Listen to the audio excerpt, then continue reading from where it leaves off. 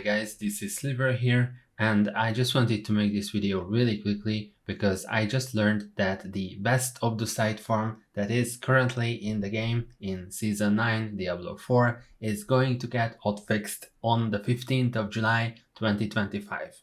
So we have until then to do this farm, and if you haven't heard about this, I will explain it to you so you can do it while it lasts. It does need a little bit of a setup, however you can get around 24,000-25,000 Obducite per hour with this method if you have good gear. So what you want to do is create a new character. Ideally this character would have the same class as your main character, and level this character up to 60. You can use any leveling method. The fastest is probably getting boosted by a friend in the pits, however you would need friends for that, so in my case I used whisper caches that are farmed on my main character, transferred them over to my new character, opened them, and this leveled me up all the way to 60. But you can use any method as I said, so you can go through the nightmare dungeons or whatever. It is important though that you do not start the seasonal questline yet.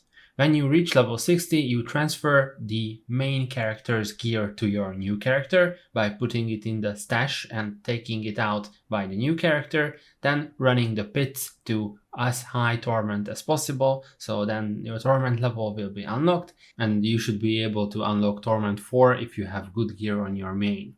Next, you should start the seasonal questline and progress it all the way to the Embers Yet Smolder quest. So the quest is titled The Embers Yet Smolder.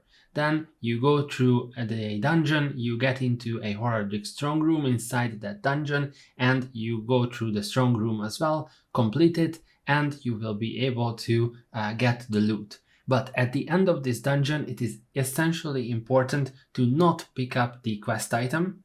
However, you should leave the Horrific dungeon through the portal and then teleport out of the dungeon.